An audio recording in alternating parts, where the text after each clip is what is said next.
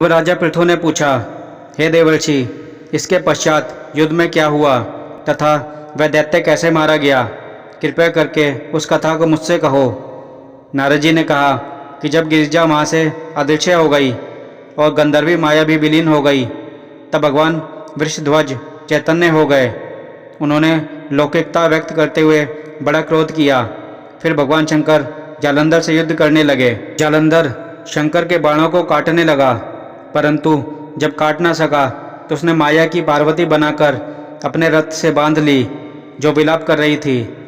तब अपनी प्रिय पार्वती को इस तरह कष्ट में पड़ा देख के लौकिक लीला दिखाते हुए शंकर जी सांसारिक जनों की तरह व्याकुल हो गए और उन्होंने अग्निपुंज की तरह भयंकर रौद्र रूप धारण किया। उनके रौद्र रूप को देखकर कोई भी दैत्य उनके सामने खड़ा होने में समर्थ न हो सका। यहाँ तक कि शुंभ निशुंभ भी युद्ध में स्थित होने को समर्थ न हो सके। जालंधर की सारी माया क्षण भर में नष्ट हो गई। युद्ध में चारों ओर हाहाकार होने लगा। शिवजी ने उन भागते शुंभ निशुंभ को शाप देकर बड़ी धिक्कार दी और कहा, तुम दोनों बड़े दुष्ट हो। तुमने मेरा बड़ा अपराध किया है। तुम पार्वती को मारते थे और अब युद्ध से भागते हो। भागते को मारना पाप है, इसलिए अब मैं तुम्हें नहीं मारूंगा, परंतु गौरी तुम्हें अवश्य मारेगी। शिवजी के ऐसा कहने पर समुद्रपुत्र जालंधर क्रोध में अग्नि के समान प्रज्वलित हो उठा। उसने शिवजी पर घोर बाण वर्षा करके धरती पर अंधकार कर दिया।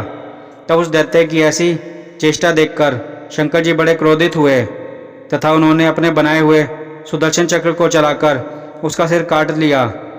एक प्रचंड शब्द के साथ उसका सिर धरती पर गिर पड़ा और भयंकर हाहाकार होने लगा। अंजल पर्वत के समान उसके शरीर के दो खंड हो गए। उसके रुधिर से संग्राम भूमि व्याप्त हो गई। सारी धरती विहल हो गई।